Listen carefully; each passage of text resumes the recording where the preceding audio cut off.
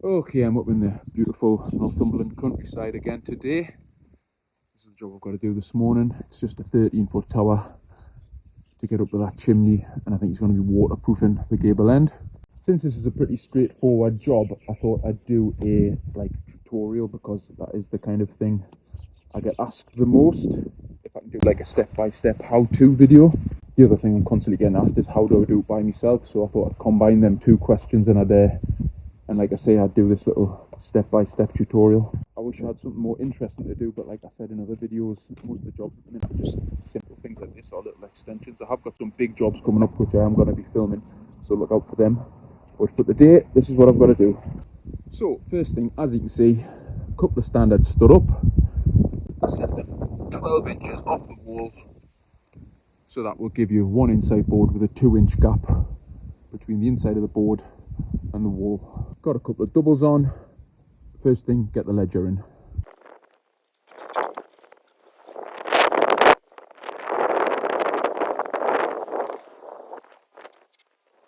Right, that's in, and I've levelled it. To be honest, normally I would use 10 foot to start off with for these first standards, just because they're more stable.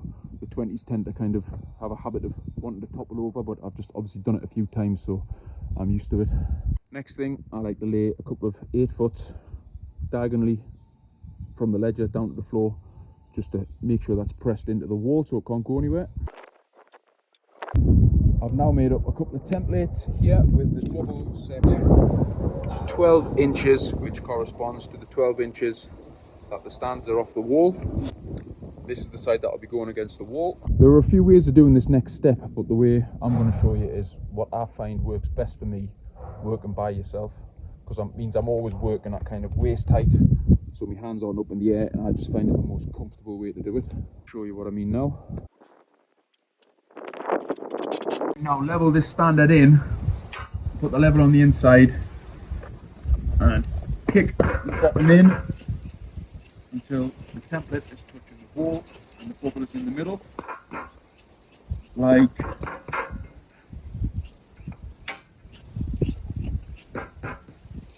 that.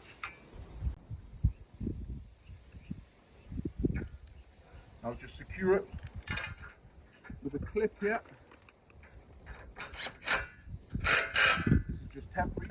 Done the same on the other standard there now, but what happens as you pull that one off the wall to get that level, this one twists slightly, so it throws this 5 out, so that 5's pointing too much in that direction, so it needs to come back across here, just so it's going to be perfectly in line for the outside standards.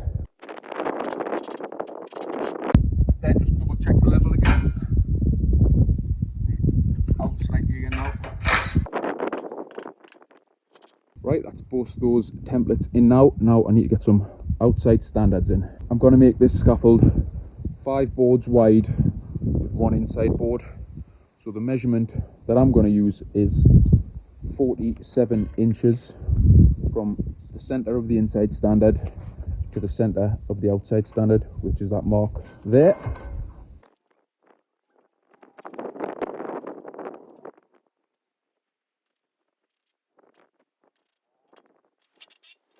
You're obviously constantly levelling every lift as you go up, which I'll show you a bit later on, but you want to be pretty close to perfect on the bottom. I can remember about 10 or 12 years ago or something, when I first started working solo completely by myself, I did this huge job in the town centre. It was about I don't know, 80 foot long by 10 lifts. By the time I got to the 10th lift, the scaffold was like nearly a full board out, because I just wasn't fucking paying attention when I was putting it up, which, as you can imagine, was a bit of a problem when I got to the top. So I mean, I sorted it, but it was a right fuck on. Basically I just ended up having to loosen off all the outside clips, loosen off all the rakers, and just bang the board in as fucking best I could. Got it in the end, but it was so fucking tight, and then just tighten everything back up. Anyway, that's why it's important to get it right from the beginning. Put a couple of doubles there on the outside standards. I'll now get this outside ledger in. Now use a 5 foot to level it in. Get close. Now just like to nip up the front. I've done the same on the other side, so that's both sides done now.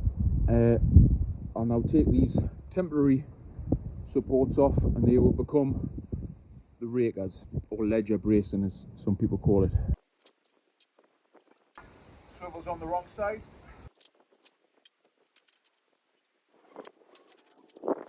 Just going to put a pad underneath the bottom of the raker because this ground is really soft. Give it a little push into the wall even though it's touching it. Right, that's both the rakers in on both sides. I'm now going to get the middle standard in on the outside ledger.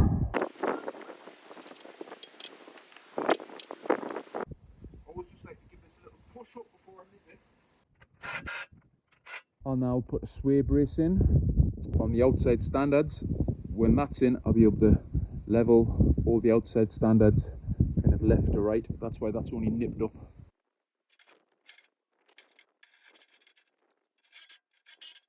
So I can now level these standards in.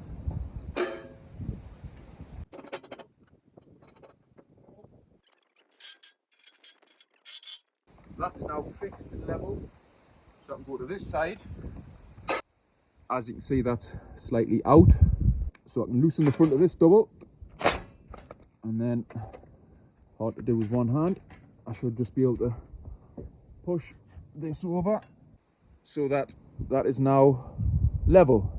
And now tighten the front of it up. I'll now get that last inside standard in. It's a bit awkward when you've done it the way I've done it because I've got to get that 20 in up the inside. A lot of people will say when you're basing away you should have the ledger on the inside so you can just walk the standard straight in, but for a little job like this it's only one tube, so I'm not really bothered.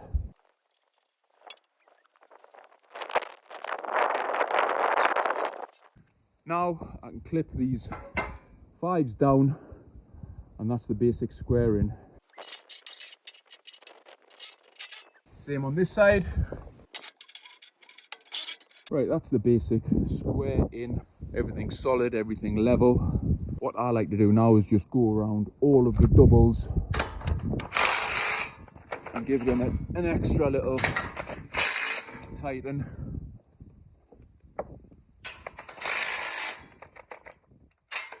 Because it's not uncommon that you sometimes forget to wrap them up. Well, it's not for me anyway.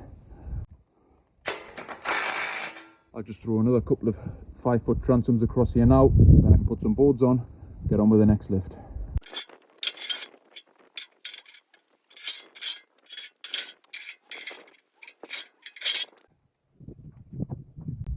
I'll get a couple of boards on now, so I've got something to work off for the next lift.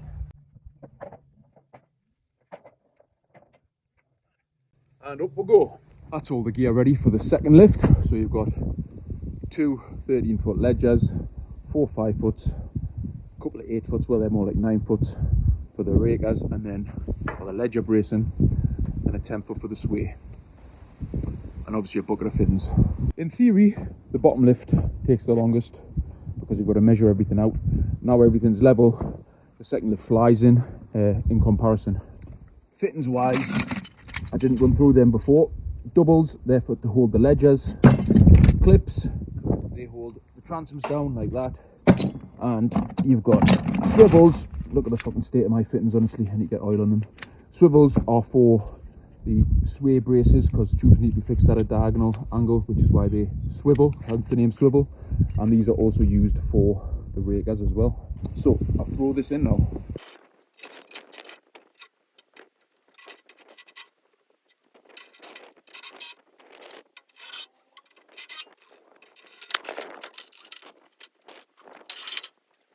Always leave me level.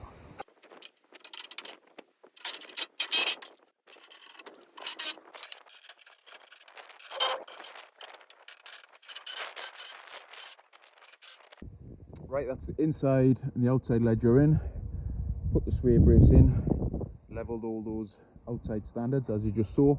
I'll now put a raker in either end to allow me to level the outside standard in and out. As you can see at the minute, it's pretty close, like it's like a tiny bit out, but as I say, the more accurate you are, the better it is.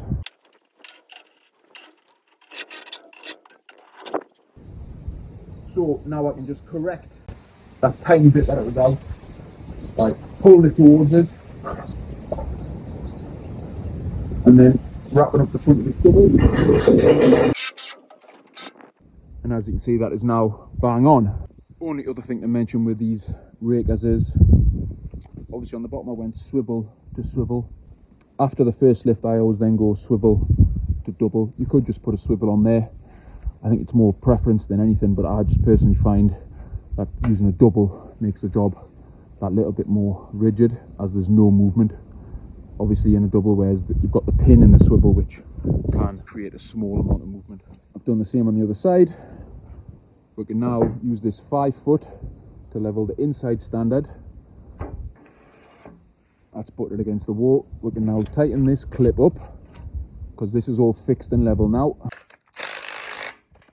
Then we can level this inside standard. So if I put that on there, as you can see, that's quite a lot out.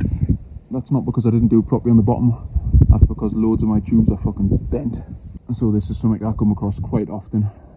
But like I say, because that is now all fixed, I can push on this tube like so, and you can see that brings it level.